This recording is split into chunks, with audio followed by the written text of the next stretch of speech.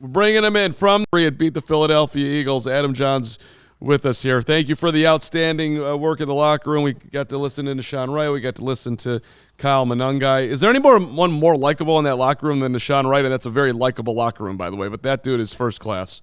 I think it's a very likable season for Nahshon Wright. Like, he leads the league in takeaways, 5 interceptions, 3 fumble recoveries, none bigger than tonight on the tush push. I mean, how often do you see that? Like, never.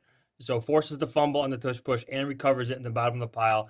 Just another big night from a corner no one really expected much at all from this season. Jahns, I could watch this run game forever.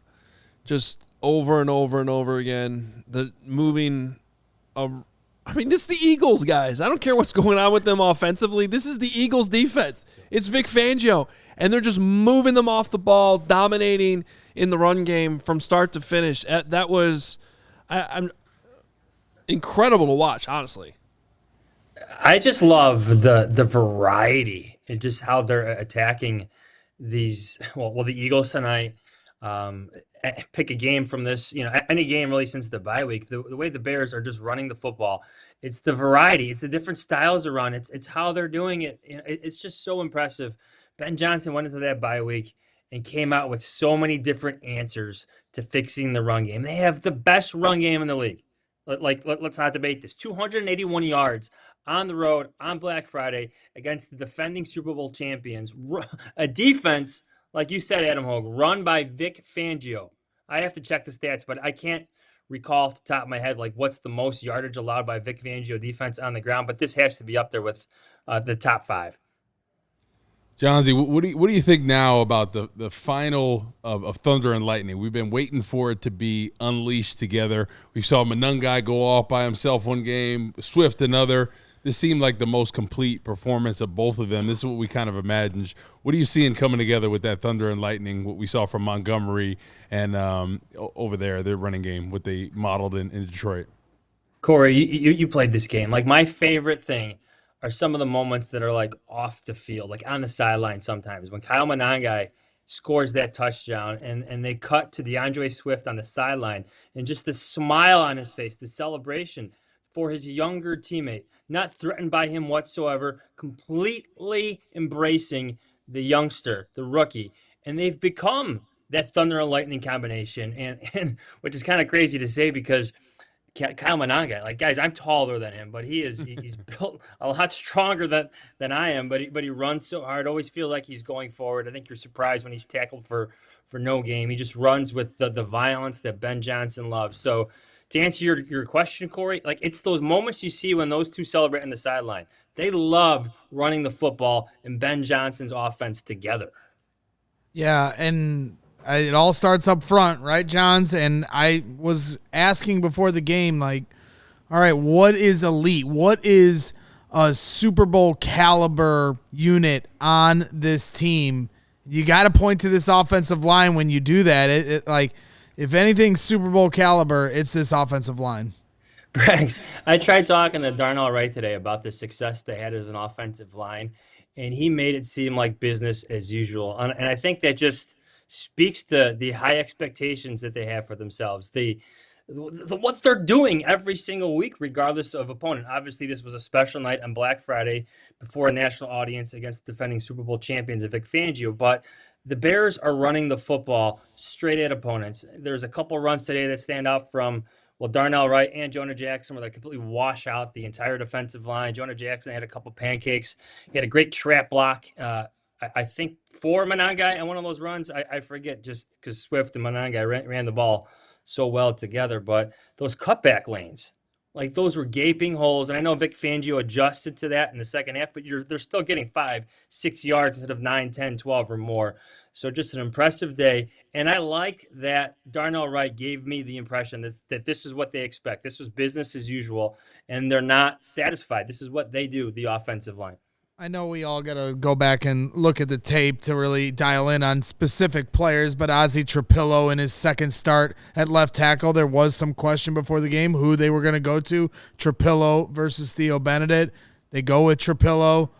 Obviously, this offensive line had a great day, so he had a hand in that. Were you able to isolate and see how he was doing at any specific moments in the game? I think there's one in particular that stands out. Who was it? Nolan Smith, number 3, who got around him for a rush and almost got the sack. I believe Jalen Carter is the one who cleaned up the sack on Caleb Williams. That rush stands out to me. But overall, like, I'm not marking 75 down a lot in my notebook as the game's going on. And I think that's a good thing. I'm not sure how much he was discussed on the broadcast. And if he wasn't, usually when an offensive lineman isn't highlighted, that's a good thing. I know sometimes, more so nowadays, the offensive line, especially the Bears, gets highlighted for some of these blocks that they're making, kind of all over the field with their scheme. But for the most part, when it comes to the pass rush, I didn't write down 75's number a lot. I'm sure there's a lot for him to clean up on film. It was only a second start at left tackle, but I think it's another step forward, especially against this defense run by Vic Fangio. By the way, Jahns, we did get the over on the double doink. They forced it into the broadcast right at the end because they're like, well, man, this didn't go to plan. I guess we just got to show it for no reason. So it did make the broadcast. Also, yeah, go ahead. No, Jahns. Yes, yeah. We had that one of our over-unders. I do have some special teams news, Adam. You were texting me about the win, so I got some information for you. It was hard for the Bears specialists to pin down, especially in their pregame routine. They thought it got consistent at some point where it was kind of blowing east to west, but south. So I think we all saw that tweet from Greg Olson later in the game. That is correct. That like the 52-yard field goal missed at the end by the field goals, that missed by the Eagles, that was into the win. So Ben Johsnon and the Bears had, they played it right. They played the win right in this game. I want to go back to the offensive line for just 1 second here, Johnsy, because when Ben talked about, he's like, I can't say enough about the offensive line. The first guy he mentioned was Ozzie Trapillo. So I don't know if we should read into that, but Braggs, you might have your way here.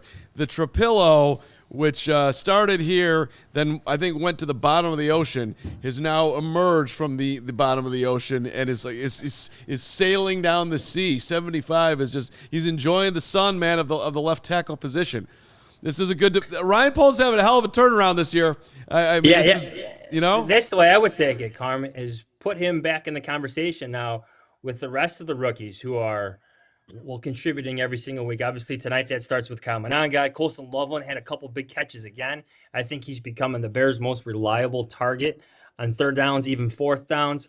Luther Burden was involved in the offense again. This draft class is shaping up like a pretty good one, I would say, for the Chicago Bears.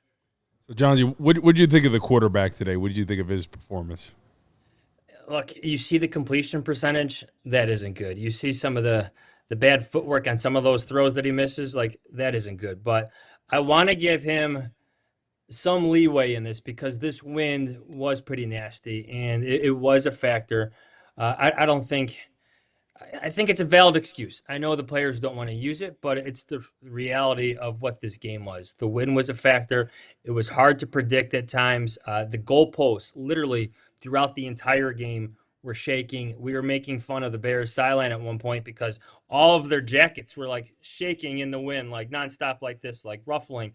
It was gusty at times. It would disappear at times. Then it would show up at the most inopportune moments, like 3rd and 5. Here comes a bunch of gusty winds. But looking outside from my press box seat, the winds were like fairly consistent outside the stadium.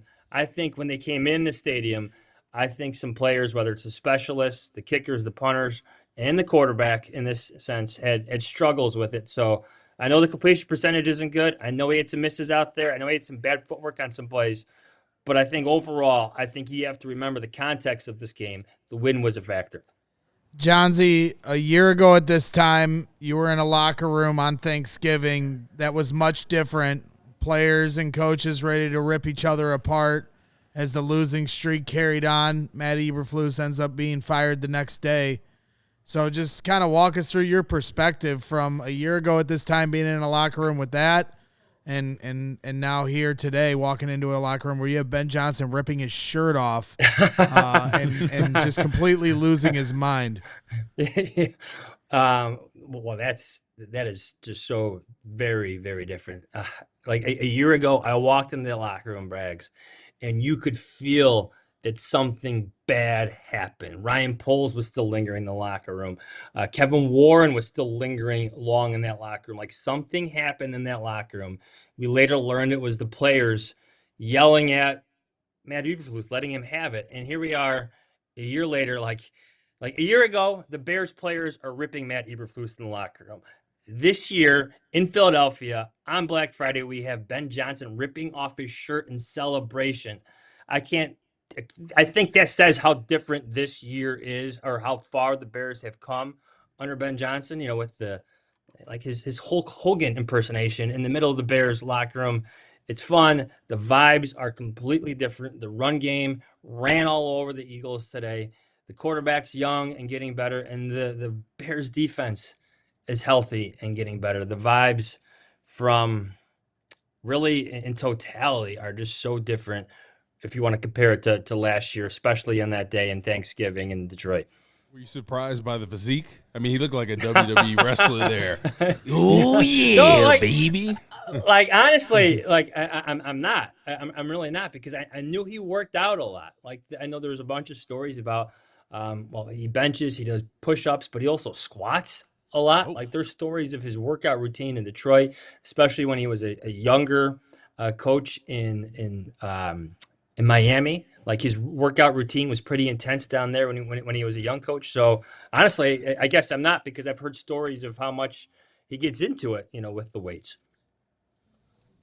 Kind of motivated me to go next level. I think I might just. You're not going to the gym, Carm. You can't, I you play can't go next tennis. level if you're not on any level. Hey, listen, no, hold on. I don't know anybody else on here playing 4 or 5 level tennis on the regular. So now I just got to get in the physique situation. It's called the weight room. Yeah, right. Well, It's located. I can't let him have all the glory. Do you think You got to go to the second floor of Midtown to see the weights. Up the stairs. I know the stairs look daunting, but I have not been up there too often. Although actually, I'd go get a smoothie up there. But hey, Jahns, not to put you on the spot, but do you think that they sweep the Packers, just split? Do they win by 20 next a week from Sunday? Where are we at here?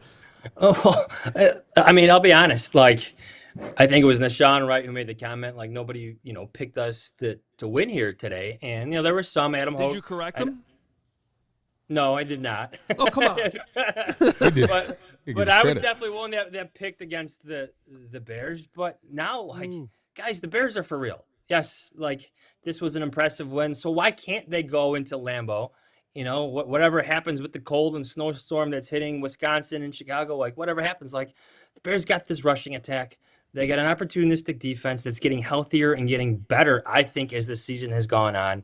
And they got just this good, positive energy that starts with their head coach. So why can't they go into Green Bay and upset the Packers? I'm sure they'll be favored. I don't think they're going to be favored by 7 like the Eagles were. I'm imagining that line's going to be a little bit lower going into Green Bay, but why can't they go up there in Lambeau Field and upset and beat the Packers? Beat them up too, right now.